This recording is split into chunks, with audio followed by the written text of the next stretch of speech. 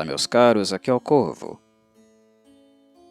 Dentre as experimentações mais notáveis da obra vampiresca de Anne Rice, podemos apontar o despertar do vampiro Lestat de Lyon Court no século XX, não apenas do ponto de vista orgânico, mas também cultural, como um dos momentos de maior apelo das crônicas vampirescas.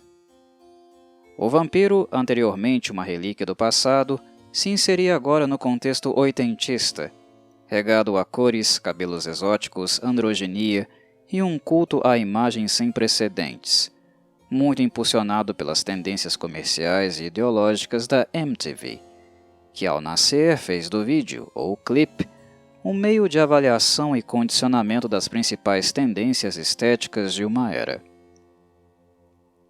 Lestat, ao renascer no mundo dos vivos, saindo de um prévio estado vegetativo e fragmentário, se encantou principalmente com a música.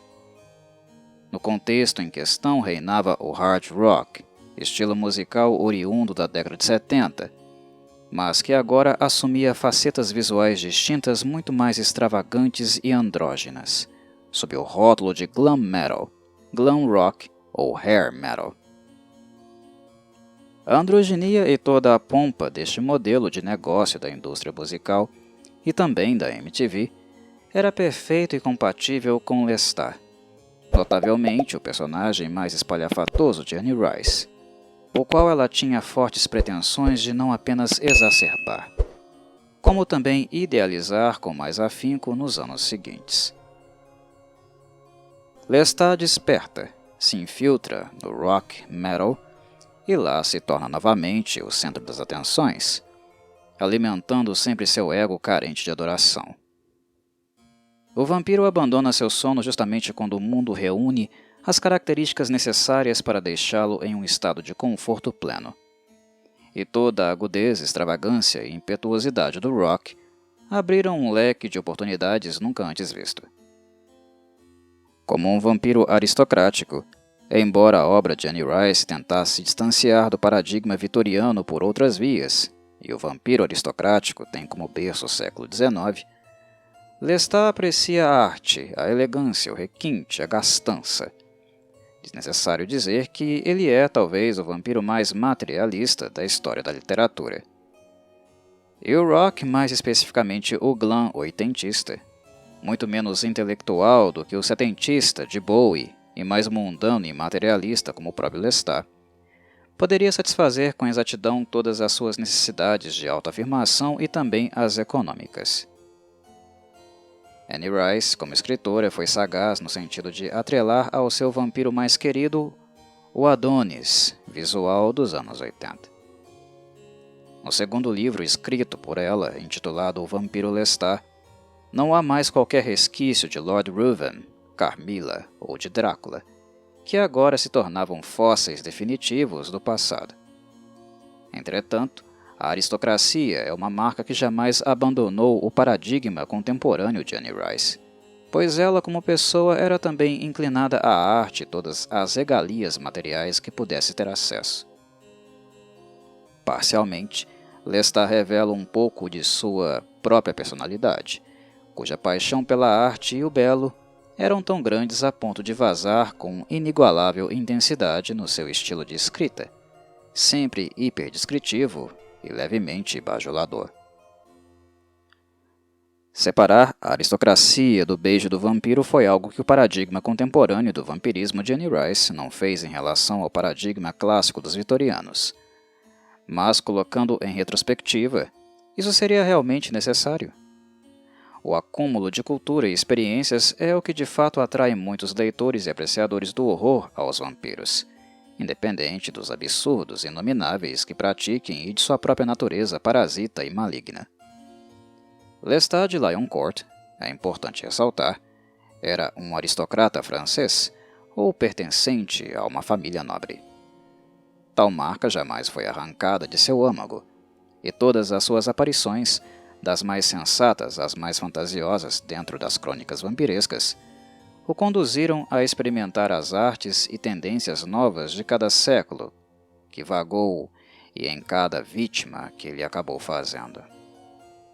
Sendo assim, o vampiro finalmente, curado de todos os flagelos acometidos por Louis e Claudia, séculos antes, agora estava novamente disposto a novas degustações, e o glam rock, naturalmente, era a moda da vez.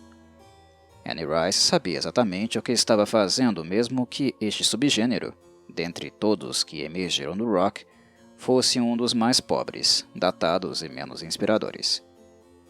Necessário para vender o livro, certo? Mas nem de perto algo que pudéssemos chamar de refinado. A seu modo, a banda de visual kei Versailles, do início do século XXI, surgiu para resolver este impasse.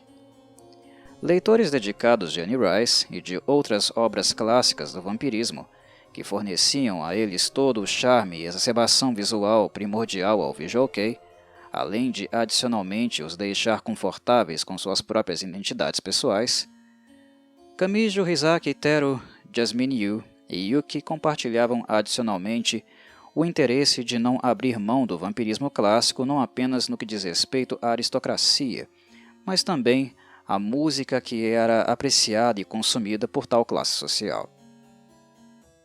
Como músicos que iniciaram suas respectivas carreiras isoladamente, o apreço pela música elétrica e orientação rock metal era algo compartilhado por todos, o que na Versailles estavam dispostos a lapidar, na ótica vampiresca, para aproximá-la da direção sinfônica e requintada dos séculos anteriores, da música que os vampiros anciões, Riceanos, estavam acostumados a ouvir.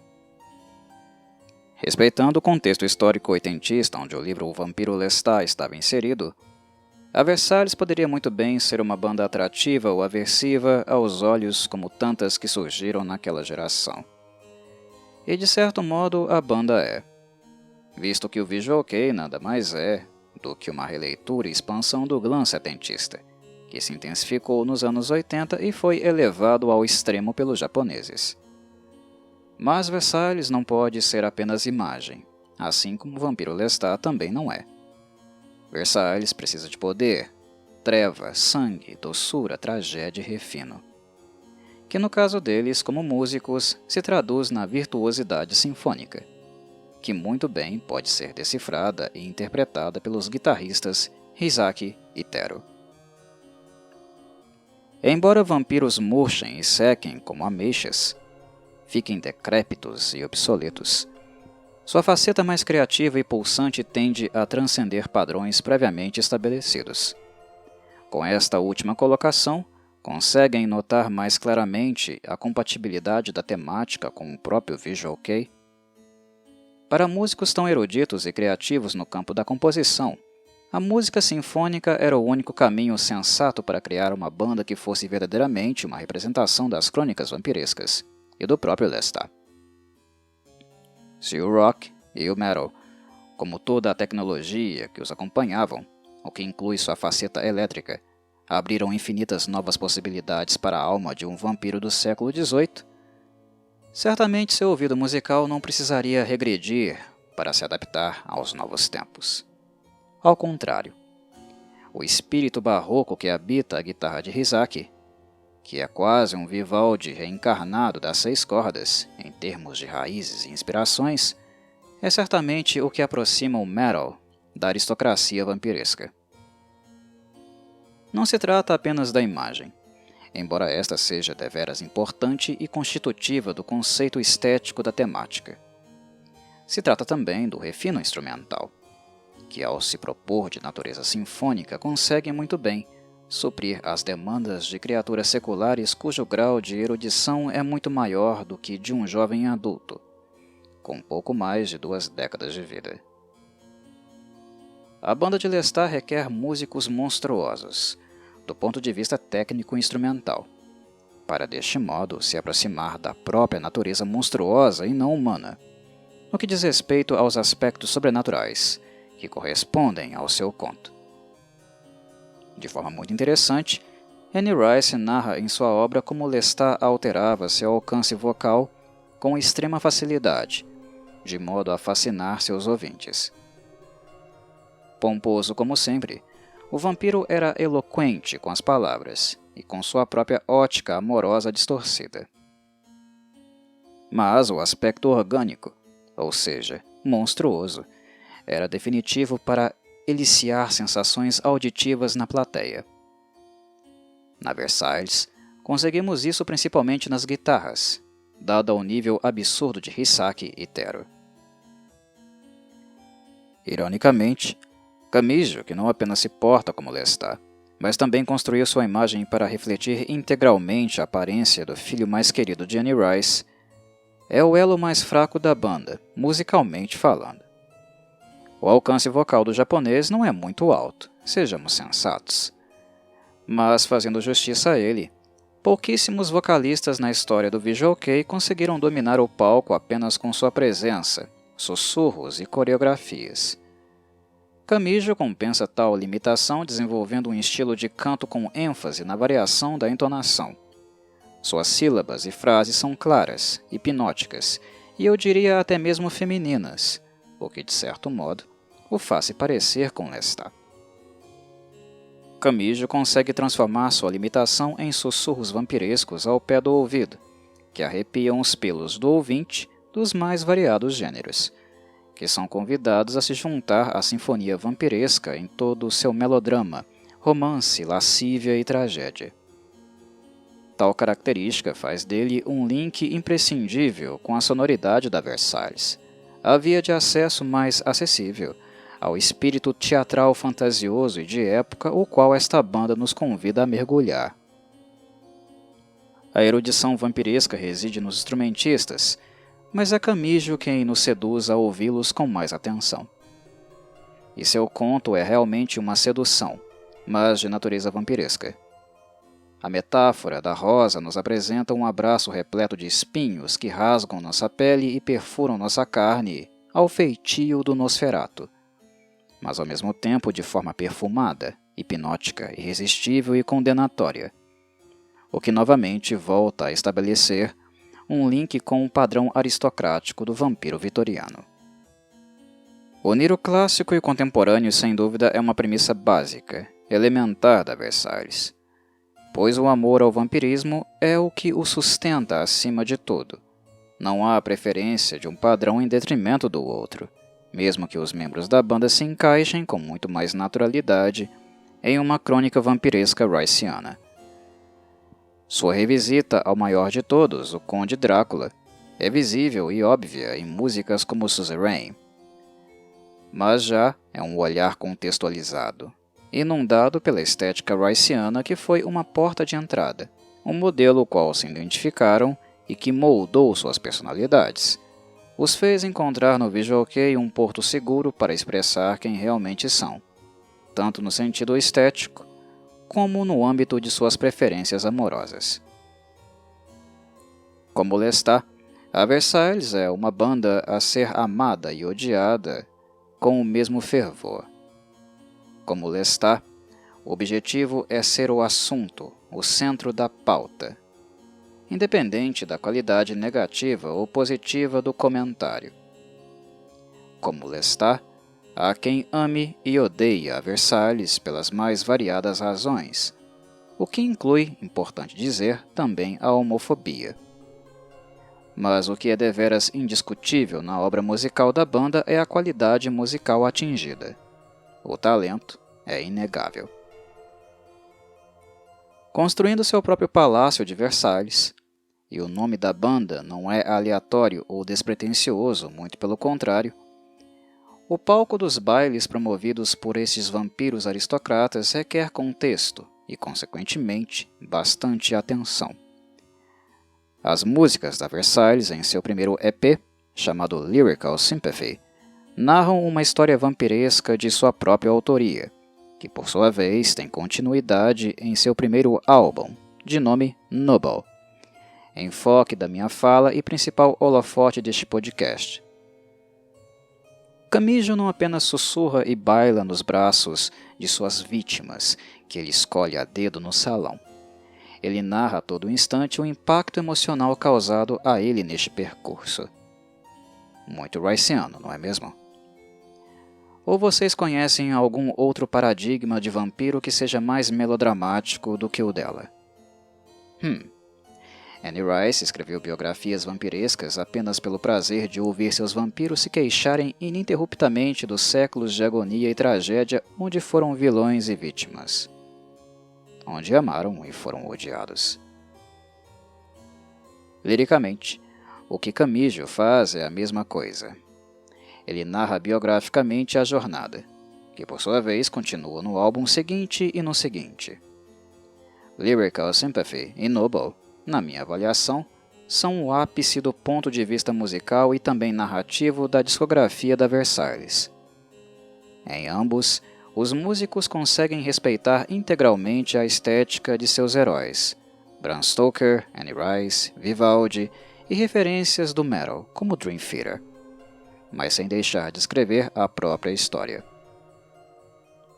Como músicos e naturalmente artistas que falam a cada noite com uma plateia, a Versailles visa nos conduzir junto a eles por esta jornada. E o palco é um grande salão suntuoso, francês, aristocrático, o Salão de Versailles.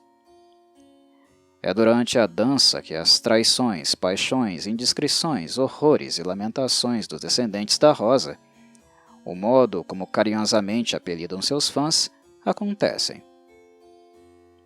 Se em Edgar Allan Poe nós temos a grande antecipação da morte rubra, que interrompe o baile para impor sua marca inescapável da finitude, a Versailles promove um baile onde as histórias individuais e coletivas de várias personalidades vampirescas acontecem ao mesmo tempo. Tudo é celebração, que em alguns momentos se torna purgação, como nas faixas After Claudia e Windress, a quem a referência é bastante óbvia. Há momentos de ternura e sentimento de perda. Como melodramaticamente tendem a ser encerradas todas as histórias de vampiro. Episode é um exemplo do álbum em questão. Mas, como os franceses em Versailles não abriam mão, aqui também há momentos de galhofa, agitação e comoção. Zombie é gótica, macabra, mas ao mesmo tempo lúdica. Assim como The Revenant Choir, o primeiro bebê da banda, que é aqui novamente apresentado, incita os presentes a darem as mãos e celebrar o sangue que apaixonadamente escorre por seus pescoços, silenciosamente preenchendo seus cálices sagrados para o momento do brinde final. Rompantes de humor e a expressão da violência das trevas também fazem parte do que essencialmente é ser vampiro. A natureza cruel do apagar das luzes de um par de olhos, a cisão do elan vital de uma presa seduzida nem sempre é por meios cavalheirescos. A fúria da guitarra e o ouvido musical de Tero sempre busca, vez ou outra, lembrar os apreciadores que não apenas sinfônica é a Versailles, mas uma banda que também faz emergir o que de forma elementar classificamos como pesado no heavy metal. Um vampiro pode morder delicadamente no calar da noite, em um beco escuro e distante de olhares curiosos. Mas pode também estraçalhar e revelar sua fome insaciável como o abraço lupino de Drácula em Lucy. To the Chaos Inside é uma faixa que transmite este tônus violento e bestial de forma gloriosa. Não apenas uma das faixas mais rápidas da discografia, ela é também uma das mais pesadas. O contraste da melodia e doçura de Hisaki, com a natureza caótica, expansiva e agressiva de Tero, faz da dupla de guitarristas uma das mais agradáveis da história da música japonesa. Quando necessitam transportar a Versailles para o âmbito teatral e cinematográfico, desafiando a si mesmos no processo, os guitarristas não têm o menor pudor ao fazê-lo. E algum vampiro teria? Vampiros podem ser discretos, mas suas personalidades tendem a exibir traços despudorados.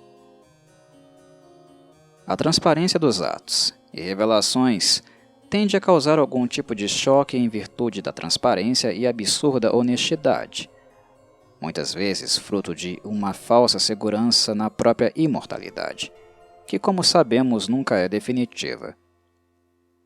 colocar a presa em contato com o inesperado, sem que esta tenha a oportunidade de se precaver, certamente é uma das características que fazem parte do modus operandi de um vampiro.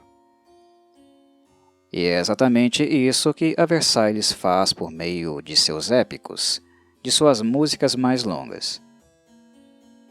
History of the Other Side é sem dúvida o momento em que a banda demonstra tal característica. É o momento do baile sinfonicamente metalizado, onde o clímax da epopeia é atingido, mas teatralmente construído com cenários subindo e descendo, personagens, miragens, sendo introduzidas e logo desaparecendo. Embora minha abordagem neste podcast tenha flertado com o espírito descritivo e narrativo de uma obra riceana, algo que fiz para evitar o engessamento da linguagem técnica e estritamente musical, as adjetivações que fiz ao longo da fala são meramente didáticas.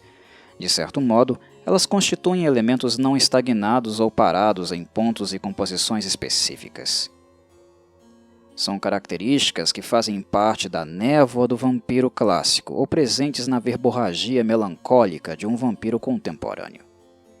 Na música da Versailles, significa que são elementos presentes quase a todo momento nas composições de Noble, assim como o eram nas músicas do EP Lyrical Sympathy.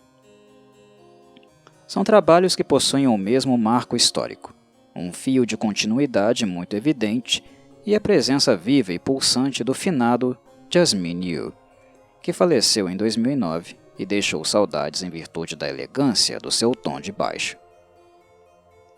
Todos os adjetivos musicais que mencionei orbitam o poder e a aura vampiresca das composições da banda, que é sempre um emaranhado de características unidas em um mesmo espaço de tempo. O que normalmente percebemos é que certas estéticas são convidadas a ter mais destaque em alguns momentos, mas sem deixar de fazer parte do todo, como acontece nas sinfonias da música clássica. Temos vários momentos distintos, transições e mudanças de tempo, mas no final nossos ouvidos e corações compreendem perfeitamente que cada setor é apenas um momento da jornada, que é a razão última para estarmos aqui, o que nos motiva realmente a ouvir Noble. Como deixei claro anteriormente, a natureza musical da Versailles é sempre narrativa e suas faixas, nesse sentido, são apenas capítulos, fragmentos de um grande tapete vermelho no qual os vampiros da banda, ou seja, os músicos, desfilam elegantemente. Sua aparição é sempre espalhafatosa, com o claro intento de chocar e provocar comoção, como ouvimos em Aristocrats Symphony. Há muito tônus, velocidade e ferocidade, sentida mesmo nos arranjos mais amorosos de Hisaki. Ao mesmo tempo, com todo este mergulho e autoabsorção no mundo moderno, a música da Versailles é a essência dos vampiros riceanos. Antiguidades no futuro, como na música Antique in the Future. Seres apegados ao clássico e ao refinado, mas desesperadoramente tentando se mesclar às tendências de uma nova era, buscando preservar suas identidades seculares e sinfônicas, no mesmo compasso, musical ou não, em que compreendem as tendências atuais. No crescendo musical, que ouvimos na introdução de Prelude, que passaria a ser utilizada como tema de abertura da banda em todas as turnês subsequentes, sentimos a reconstituição e renascimento do morto que não pode jazer. Nas escalas ascendentes e descendentes, de Second Fear, Another Descendant, revisitamos a estrutura virtuosa das melodias clássicas como se abençoados fôssemos por algum tipo de memória fotográfica, que nos permite reproduzir ideias eruditas com tanta exatidão a ponto de nos qualificar a tocar com orquestras sinfônicas reais, não apenas sendo enriquecidos por elas, mas dialogando com as mesmas. Qualidade que poucas bandas no mundo realmente possuem. É a Versailles dizendo: sou vampiro, e vi o passado. Ele ainda vive na minha alma. Entendo este dialeto. Isso também é parte do meu ser. Mas, ao mesmo tempo, a aversão à modernização é um ponto a ser evitado, o que se confirma na naturalidade como as guitarras elétricas de Hisaki Tero conversam com instrumentos de corda clássicos, como violinos, cellos, cravos, mesmo que estejam sendo concebidos de forma sintética por teclados ou sintetizadores. O fato de encontrarmos batidas e efeitos eletrônicos em Windrest é mais uma demonstração de que o moderno não os assusta, do mesmo modo como não assustava Lestat de Lioncourt. O monstro do passado pode ser um monstro do presente, e suas pretensões nunca foram pequenas, assim como não eram as da Versailles. Em 2008, os japoneses viviam um grande momento, viajando a terras europeias e norte-americanas para divulgar seu trabalho. O fato de nascer como uma super banda formada por expoentes do visual kei como Hisaki e Kamijo foi o fato que deveras gerou bastante comoção. São poucas as bandas japonesas que, inclusive, tinham a possibilidade de visitar e tocar na América do Sul, coisa que a Versailles também conseguiu atingir posteriormente. O antigo sonho de Hisaki, Tero e Jasmine, de tocar no Budokan, tragicamente foi interrompido pela morte prematura do baixista, mas a tragédia serviu como combustível para os guitarristas perseverarem na realização do sonho como forma de homenagear o amigo. E eles foram muito além, para terras muito, muito distantes do glorioso palco do Budokan, arrebatando vítimas e amantes vampirescos em diferentes partes do mundo. Pessoalmente, considero o EP Lyrical Sympathy e este primeiro álbum, Noble, como as catapultas deste sucesso. Fisicamente e mentalmente, Hisaki nunca esteve tão bem. Já Kamijo, sempre quando está interessado e envolvido com alguma coisa, antes de perder totalmente o interesse, tem a capacidade de enamorar multidões, mais uma vez se assemelhando muito a Lestat. Não havia, como ainda não há, ninguém que complemente tão bem a guitarra de Hisaki como Tero, imprimindo a agressividade e tenacidade que normalmente falta ao delicado virtuoso. Enfim, de modo geral, Noble representa uma época onde tais músicos ainda se encontravam muito apaixonados com a sua arte, e isso se reflete na qualidade das composições. Por mais que os álbuns posteriores da Versailles ainda mantenham um alto nível de qualidade em virtude do talento dos envolvidos, esta era em questão sempre terá um maior destaque por 3 motivos simples. O primeiro deles porque todos os envolvidos ainda possuíam o chamado brilho nos olhos. Segundo, que todos eles, arquitetos de um objetivo comum, estavam vivos, algo que a morte prematura de Jasmine, em 2009, acaba por deixar efeitos colaterais. Masashi, baixista substituto, fez um excelente trabalho ajudando a banda a prosseguir, mas o que anteriormente era um quinteto passou então a ser sexteto, pois, como os próprios diziam nas apresentações ao vivo, Jasmine sempre estaria presente ali, sendo introduzido pelo próprio vocalista como Jasmine, membro eterno. E finalmente, o terceiro ponto, Noble marca uma era onde os objetivos individuais ainda não se sobrepunham aos coletivos. Embora a Versailles tenha decretado hiatos e não um termo definitivo, sabemos muito bem onde a cabeça, especialmente de Kamijo, passou a estar. O romance, que aqui é incontido, literalmente esfriou. Aos fãs, resta a esperança de que algum dia ele reacenda, como nas obras que serviram de inspiração para este ato musical. Se serve de consolo, o Corvo vos lembra da máxima vampiresca. Se não há drama, novela, não é vampiresco. Certo? Nada mais a acrescentar. Saudações, Corvides.